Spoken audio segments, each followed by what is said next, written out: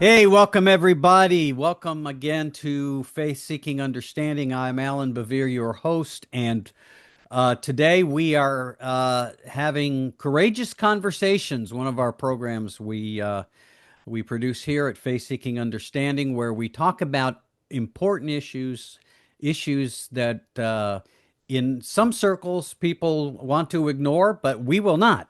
So today's courageous conversation is on undoing manifest destiny, and my guest for conversation today is my friend of many years, Dr. Dan Hawk, who is the professor of Old Testament in Hebrew at Ashland Theological Seminary in Ashland, Ohio, but only for 4 more weeks because he is heading into the ranks of the retired. Dan, welcome to those ranks. I highly commend it. Well, thanks, Alan, and thanks for making an opportunity to talk about the book. Oh, you're welcome. This is a great book, and I know that you already have had conversations on it, and done other podcasts and webinars, and been to a few places, which is good. We need to have these conversations because they're relevant for today. This is the book, folks, Undoing Manifest Destiny, Settler America, Christian Colonists, and the Pursuit of Justice. Dan, I tell you what, it was a great read. I enjoyed reading it. I am so glad that some of these stories you tell that I wasn't reading it before bedtime because they would have kept me up because Yeah, it's horrible. yeah. Some of the stuff that happened and the things that we have to confront as settler Americans. And so we'll get into what that means in a little bit. Tell me what was your motivation to write this book? Well, actually, the seed of this project was planted probably more than 20 years ago when, as an offshoot of some work I was doing on the book of Joshua. And I started to read the American myth of Western expansion, the conquest narrative, the American conquest narrative, alongside in conversation with the biblical conquest narrative in the book of Joshua. And as I began reading, I was, again, like you, I was horrified to read and to engage the scope and of all that had been done. And I was I just thought, well, I started speaking on it. I started writing some articles and just trying to get this narrative that has been mainly suppressed, uh, get this narrative out into the open so that we can address the longstanding injustices, the way that we as a nation have been warped by some of the patterns and script that we wrote at the beginning of our colonial period.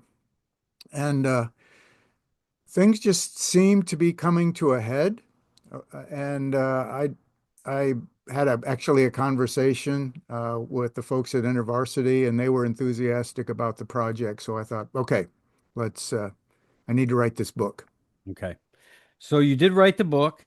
I think maybe what we should do is we begin this conversation is define a few things. We don't want to make assumptions about what people know and don't know. Okay. What is manifest destiny? Well, manifest destiny, it can mean a number of different things. It specifically refers to an ideology that justified Western expansion in the 1840s, particularly with respect to the annexation of Texas. But it has become a kind of shorthand for the thread that unites American national mythology. And that is the idea that actually, at the beginning, the white race has a mandate, a destiny to uh, overspread this continent, and so the idea is this country has a unique destiny. Whether you want to put it in theological terms, God is giving us this land, and God is expanding, and God wants us uh, to to take this land as and Christianize it, or we can have appeals to transcendence where that are secular, which say, well, we just have this destiny because we're the tip of the spear of Western civilization.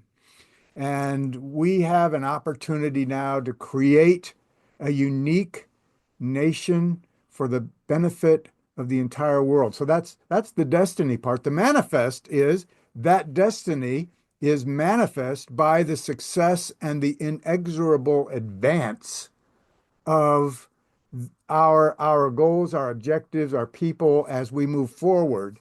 Uh, so our destiny is being manifested by our success in taking the land. Okay. And along with this, you talk about the manifest. It this kind of colonialism, this kind of expansion is wedded to the mission of the gospel, isn't it?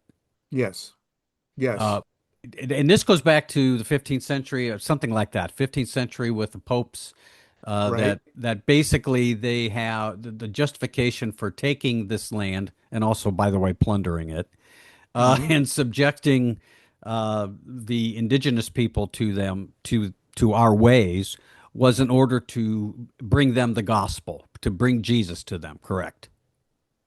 Yeah, that was part of it. There was, of course, a very powerful mercantile thread that motivated all of this, and that really was this greed for new land and its resources was really the driving force. But uh, we framed it in terms of a missionary endeavor. Yeah. So there are the two. This is called the doctrine of discovery. So it was generated by specifically three papal bulls or papal pronouncements that were made during the mid 1400s at the beginning of the colonial era, where the Pope, as Christ's representative on earth, uh, basically said to European Christian powers that any land that they discovered that was not Christian or was not under the already under the domination of a Christian power, that any Christian power could take that land and subjugate the people for the purpose of expanding Christendom and expanding on this mandate to uh, really Christianize, evangelize. So at the beginning of this is an important piece. At the beginning of the colonial operation, greed for land and greed for resources and European civilization and theological biblical justification were all fused Mm. into so to civilize was to Christianize, and there was a an impulse then that that drove Western expansion justified by these basic ideas. So, if I understand you correctly, basically, basically what we said to ourselves was we're justified in taking their land and their gold, but in exchange we give them Jesus. Yeah, that's actually how it really, and really was framed in particular by Protestants, Yeah. particularly in the 19th century. So, and one of the justifications that was made not only by explicitly Christian bodies like churches and missionary organizations, um, was and the government. The government actually had policies where they really regarded and justified the taking of land and the gift of civilization as an equal exchange. So Mm. we're giving you indigenous people the benefit of being a part of this new progressive, technologically advanced civilization, and that's more than compensation for us taking your land. And you'll see that Yeah. over the course of time. So there's a real kind of a patronizing attitude as well toward the indigenous people that they needed our civilization. They wanted, and even if they didn't want it at the time. Yeah. or they really do want it. They just don't know that's what they want. But Yeah. once we give it to them, they'll see, yes, this is what we wanted. Yeah. Yeah. Pretty patronizing. Pretty patronizing. So Yeah. let's talk a little bit more about the doctrine of discovery because you mentioned it, because that gets codified into American law, right? John Marshall, the second Chief Justice of the Supreme Court, appointed by John Adams, probably one of the most influential Chief Justices. He codifies this. How did all that come about? Well, it comes out of a very significant body of international law that was actually framed in the 15 and 1600s when the colonial project started, and more European powers decided that they wanted a piece of this colonial pie. And so they needed to have some way of sorting out whose claims were legitimate and who gets what and so on and so forth. So there was a large body of international law that was generated. For example, how do we mark a our rightful claim to a land? Well, we'll put a flag down, or we'll bury some plates, or we'll do something. So there were all kinds of things, and so that body of legal knowledge came into the 18th century and then the early 19th century as the United States is expanding. And the Marshall Court, uh, basically in its own trilogy of decisions in the early 1800s, one in particular, Chief Justice Marshall basically said, and this is a very simplified view of the argument, um, we are the United States lays legitimate claim to ownership of this land because its laws says that it does. So, in other words, the idea was that the United States inherited the land or received the land from Great Britain as a spoil of war from the American Revolution. So, and British law said that these lands that were occupied by indigenous people were rightfully American lands because the British considered that they owned it by right of discovery. Therefore, we, as the heirs of the British, therefore, the title's been transferred to us. So basically, the argument was we own this land because our laws say we own this land, which satisfied the settler nation, but so that then becomes the basis and the foundation for understanding and reinforcing the claim of the United States to this law. It's why, for example, if you think about our narratives concerning the Louisiana Purchase, Yeah. who did the United States buy the land in the Louisiana Purchase from? Well, our story is we got it from the French. We paid Napoleon. Yeah.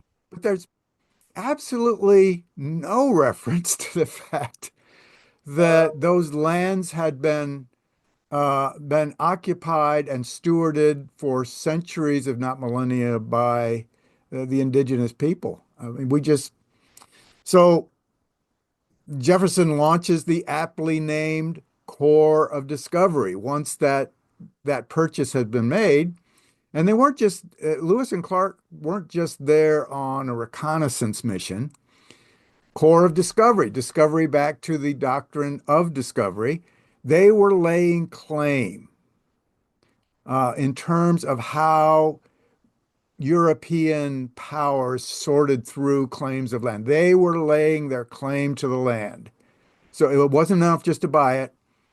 They had to assert U.S. dominion. So yeah, so it's become it became the unchallenged, this idea that we Euro-American settlers have rightful claim to this land just really particularly since the early 19th century, it's just unquestioned. It is assumed we own the land. And as one of the Marshall rulings put it, um, the indigenous people have only a right of occupancy.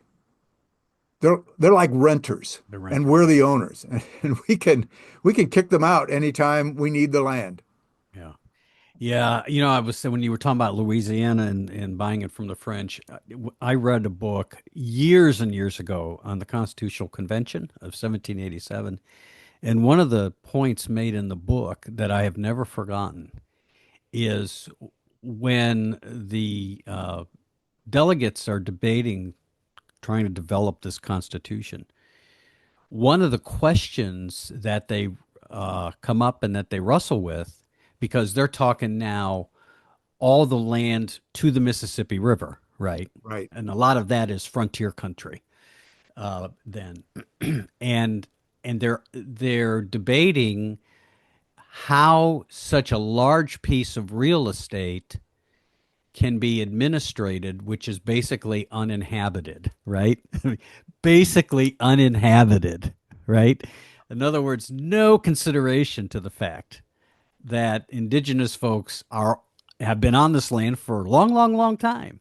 But Yeah. it's as if it doesn't matter. Right. They've got to figure out how to do this, when it's basically not settled. Uh, Right. yeah, Yeah, you put your finger on a really central idea, and that is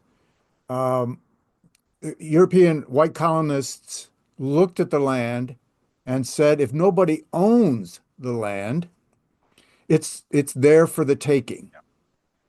And indigenous people, and so ownership in, again, colonialized ownership was the idea that this belongs to me. This land belongs to me, and I've settled it. It's mine. I'm building something on it. I'm improving the land. I'm developing the land. And so when they look at indigenous peoples, even though this is highly skewed, when they look at the indigenous people, they say, well, these are just all nomadic tribes. They don't have a sense of ownership. They don't really understand ownership. And there aren't that many of them anyway. So the land is empty. So it's an old idea of taking land that is vacant or empty. If it doesn't have anybody who owns it, then the first powers or people who come and take it rightfully have ownership. yeah, yeah. And you say several things in the book that I did not realize. It's interesting. For those of us who have really tried to uncover these stories, whether it's about indigenous people or slavery and African Americans and others, is that you and I in school basically pretty much had a real sanitized history, didn't we? I mean, Lewis and Clark, I grew up believing Lewis and Clark was exactly what you just said, was just an expedition to Yeah. discover, but it's really a way to get the land claimed. I mean, we were never talked about that. We were never told about that. And so one of the things that you say is that we make all these different treaties with different tribes at different times in different places. And of course, we break all those treaties eventually. We break them and continue on. But there seems to be this attitude that's in place the entire time among white settlers, is that at some point they will cede the land too, that land too. Yeah. We make a deal with them. This is their land, and they sign the treaty, and then but the assumption is, well, eventually the way circumstances will end up working with settling the land, they'll have to cede it too eventually. Right. And again, under the kind of the aegis of the doctrine of discovery, they don't own the land anyway. So we're being generous to them Yeah. when we compensate them with money or annuities or implements of civilization. And you're right. The idea is eventually we will take all of this land. So treaties, for example, just become a tool to get more land. And most of them are either made to stop colonial aggression or under the threat of colonial aggression. So they're really not even agreements that are made in a free and fair context. Right. They're made under duress, and that's just that just becomes the modus operandi of Western expansionism. We'll use treaties are convenient for us to get Right. land, It works and for us. It doesn't work for yeah. you, but this is the only recourse you have. Yeah. Yeah, and Yeah. again, it's the premise underneath all of this is we own the land anyway. Yeah. So insofar as we are allowing the indigenous peoples to remain on the land is actually a mark of our generosity and our kindness. Yeah. And you talk about the other thing we probably should clarify here. You talk about being a settler, a white settler. You talk about the white settler narrative. You tell a little bit about your own family history in the book in Ohio, being a white settler. Uh, what do you mean by white settler? And uh, because basically, I think you're writing this book to white settlers, aren't you? Yeah. Yeah. Yeah, What is a white settler? I would say white settler Christian. Okay. So so that's shorthand. When I talk about settler, I really mean white settler Christians. That is the the the European peoples, in the case of the United States, predominantly English, who came to these shores to acquire and colonize indigenous land.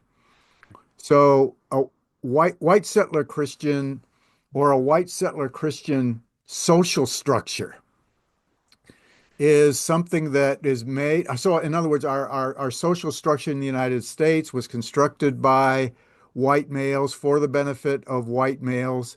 You take a look, you talk about the Constitutional Convention, look at the portraits of that or of the the portraits of the Declaration of Independence, and what you're looking at is a bunch of white guys. Yeah. So I use the I use the term as shorthand for that whole group of people at not only the colonists themselves, but their descendants who continue to benefit and play out the scripts of the kind of social unequal social relations that began with indigenous people from the very beginnings in colonial beginnings in Boston and Jamestown or Okay. Very Plymouth good. and Helpful. Helpful. I want to get back to a question on that near the end of our conversation. But you talk about another thing I wanted to mention is you have a chapter where you talk about five mythic tropes. So the only way this works is by mythology, right? By us constructing what ethicist James Betworth described years ago as cover stories, cover Mm, narratives. They mm. cover the reality beneath. You're digging the reality beneath. But we've told these cover stories, and one I wanted to touch on because it's still relevant is the issue of sports mascots. You and I have had conversations about this in the past over many years. You know, we're both Ohioans. I grew up a huge sports fan. I grew up a huge baseball fan. Baseball's Yeah. still the best sport ever invented. And No I, argument I, here. You and know that. of course, I grew up a Cleveland Indians fan. And you know, when I first started hearing about the issues that some were raising about Chief Wahoo being a racist caricature and all of that, didn't understand it. I didn't grow up in a world to understand it that way. And I can remember 25, 30 years ago taking the typical line that, well, Chief Rahu's not racist. You know, everybody likes the chief. You know, he's a good guy and everything. Fortunately, my friendship with you helped me to change my mind over time because you and I had lots of conversations about this. To the place where I was very pleased a few years ago when the Indians changed their name to the Guardians. But I know people. I've got a few friends who are baseball fans who still have not gotten over this. They're white. right?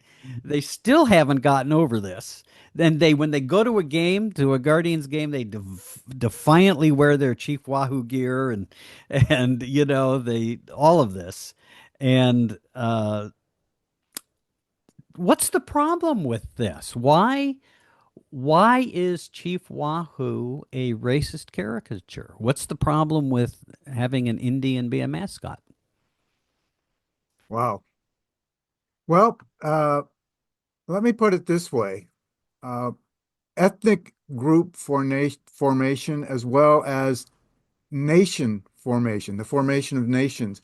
Nations are a social construction. So the idea is, and it operates on a kind of a binary axis in colonial thinking. So, in other words, we create a view of who we are as a nation, or as uh, again, as it was common in the 19th century, the Anglo-Saxon race. So it was predominantly racialized. But the idea is that every narration of a history is an exercise in identity formation. So we not only construct a sense of who we are as the white colonists, well, we're civilized, we're rational, we have laws, so on and so forth. And that's who we are. And we project that the negative of those attributes onto the indigenous people. So this is the way we start to think and therefore to justify. So we're looking at indigenous people as white colonists, and they're saying basically they're everything we aren't. They don't have laws. Uh, they're uh, they're they're irrational. They're given to emotion and given to revenge and all of these negative characteristics. So we, in a sense, construct an image of the Indian that helps us to define who we are and that reinforce some fictions and justifications that we don't want to look at. So it does become a cover story. So one of these, so the idea is with uh, racist mascots, not only of indigenous people, but historically, they have personified the white constructions negatively of others in the country. So when people adopt, I mean, just remember Chief Wahoo in that caricature Mhm. of, and you can. This is not a complimentary. It's cartoonized, and so this idea of reconstructing the Indian into mythic types, first of all, helps us to clarify who we are in the positive by talking about who they are in the negative. So it helps us kind of get that sense together. Um, and then it also um, enables us to place the Indian in our past rather than our present. So caricatures of Indians replace real Indians, real indigenous people in our mind. So, and I talk, as you know, I talk about this in the book. Yeah. I mean, so when we were going to Cleveland Indians baseball games, we're kind of entering in a way a ritual space Yeah. that has its own time. It has its own rules. It has its own rituals. And when we're there, Cleveland Indians fans, we're identifying as Indians. And there's something deeply embedded in the white psyche that says, you know, one of the ways that we are who we are is because we inherited the best of the people who lived here. And so there's this whole idea of what Philip Deloria calls playing Indian. We just like to step in and become Indians. And we have certain rituals. I remember I grew up in Boy Scouts. We had all kinds of Indian type rituals. which is another way of saying they're gone, we're here, but they did give us some good stuff, so we're going to use that. So to to tie that up in a nutshell, I mean the issue with race with indigenous mascots is they kind of reinforce this idea of who we are. It casts indigenous people as figures from our past rather than from our present, and it gives us an opportunity, in a sense, to basically claim over and over again, this land belongs to us Yeah. and not to the people we dispossessed. Yeah. Another thing you said about this that struck me was that we need Chief Wahoo. Well, those who embrace it need Chief Wahoo because he reminds us that even though we subjugated indigenous people, took their lands, and decimated their populations, we still need them to be happy. We need to Yeah. know that they like their current lot, that they're Yeah. okay. It comforts Mhm. us to know that. It's like the arguments that were given in support of slavery in the 19th century about that black people needed to have that kind of oversight. They would be most happy being subjugated, and so Yeah. we need our Native American, our indigenous warriors to be happy warriors with their current lot. Yeah. Yeah, and that's really well put. I mean, so what happens is that in the white mind, in the colonizing mind, um, again, as I've said, they're there in the past. They're invisible to us. They've been assimilated, Yeah, which is, of course, not the truth.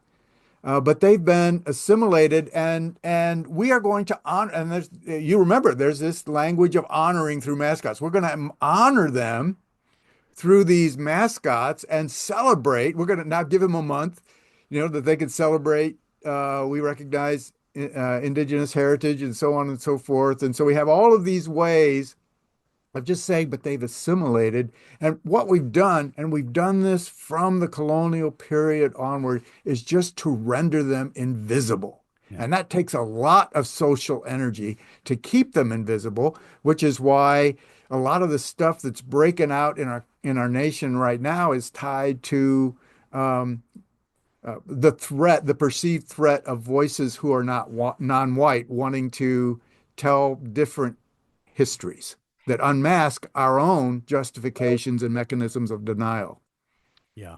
Which leads to the next topic I want to discuss because uh, these themes, these colonialist themes, and the way white settler America, Christian white settler America responded and behaved, this stuff is still going on, and we see this in I mean it's out there in the open now within the last decade, and we don't avoid these difficult conversations uh, with Donald Trump and with what's going on. I mean, you have a clear white supremacist narrative with the dismantling of DEI, Hmm. which I always say they had to dismantle DEI because they had to give mediocre white males a chance, right? Uh, the dismantling of DEI, the Trump administration's attempting to remove displays on slavery at national parks, and the Smithsonian Museum wanting to try and shape that narrative. This is still out of the same playbook. This is, people. I mean, people say to me, in talking about this, some of them will say, "Well, what have we become? This is not who we are." And I say, "This is who we've always been." I mean, the Yeah. problem is that we all were conditioned into a historical narrative that ignored it, Yeah. basically. Yeah. But this is who we've always been, and now because the demographics are changing, because the voices you talk about, the voices that we've made invisible, are now speaking, and have the power to speak. we're responding to that. Let's talk a little bit about that. We are still in this colonialist narrative. Absolutely. So we just keep reiterating the same script, which was written by our colonial white Christian forebears and continued to be most ardently pressed by Christian people Yeah. because Christianity provided the theological cover for this whole debacle. So the narratives support social structures are reinforced and explained and defended by narratives. And that's why if you attack the history, if you attack the narrative, if you even question or challenge it, you are hitting at something very deeply felt at the core, particularly of white settler identity. And so there's going to be a pushback at that. And the idea is, well, these colonial structures just kind of over time, they just dissolve and pass away, is a convenient fiction. Those structures are still here and they will remain operative and influential in American national discourse and life until they are dismantled. Yeah. And in order to dismantle them, we first got to expose them, address them, and then begin to say um, this is how these scripts play out in our thinking and our actions and our behaviors. And right now we're in as you mentioned, we're on a huge period of backlash. So one of the most recent examples is the Little Bighorn National Monument, where basically those who are there were told they had to remove references to residential boarding schools. So there's this whole narrative that white settler America continues to press that we are right, all that we did is beneficial, and to attack uh, our narrative, which is told not only by stories but in public places, in the names that we give to places. To attack that is to attack that fundamental structure, which continues to uphold and support white supremacy. Right. So what they're doing is they don't want these stories exposed. You said the first thing we need to do is expose these stories. These folks are trying to hide them and try and bury them because it challenges that narrative. Right. And it and you know the language, Yeah. it makes white people feel uncomfortable Yeah. and it's Which, divisive. which is so And rich. Which, we Dan, I got to tell you, is so rich coming from it's people who just love to it's accuse other people of being snowflakes, right? yep. I mean, Yep. it's just so rich. Well, our Ohio legislature, the Republicans have this bill on teaching positive Christianity, which I have no objection to talking about the positive things about Christianity. You and I are both Christians. Christians have done great, wonderful, Mhm. courageous things down through the centuries. But really, what this is cover language for not we're going to tell just positive stories of Christianity, but we're going to suppress the negative ones. That's Right. the problem. Yeah, and it's an unfortunate problem, and it's a particularly intense problem for white Christians because we are the people who talk a lot about repentance and confession and the need to expose and address sin in our personal lives, but we don't seem to be able to extend that into corporate terms. And I think that's the real challenge for Christian people today. I mean, so one of the criticisms I've had is that this book blames and shames, and it's a guilt trip, and nothing could be farther from the truth. And people who say that have not read the book, Yeah, because um, it's the impulse behind the book is to say these structures are still here. They are still causing harm. They were put in place by people who bore the name or claimed to be followers of Jesus Christ, and enough is enough. yeah, It's time to address this. It's well past time to address this and to begin to write a new script that really reflects who we are as a nation and Yeah. as a church. But to do that, to confess and to acknowledge corporate sin, you first have to recognize that it's there. And Yeah. so this book is a work of exposure, which is the first step. Yeah. And you alluded to it. As I have spoken over the years on this topic, the one consistent response I've had from people is, I had no idea. Yeah. I never knew this. Yeah. Why aren't they teaching this in schools? So this is almost a time of epiphany that we can begin to engage our indigenous sisters and brothers in conversation about what happened, and at least within the church, that we can begin to set our own house in order so that we can more fully and faithfully carry out the mission, the true mission of the gospel in Jesus Christ, as creating a community that celebrates the dignity and diversity of the human experience. Yeah. One of the things that caught my attention too in the book was you at the beginning you tell half a dozen, 8 stories about things that happened to highlight what you're trying to say, and you said all of the stories come from Ohio, and you say I tell the stories from Ohio not because they are exceptional, but because they are typical. This was happening everywhere.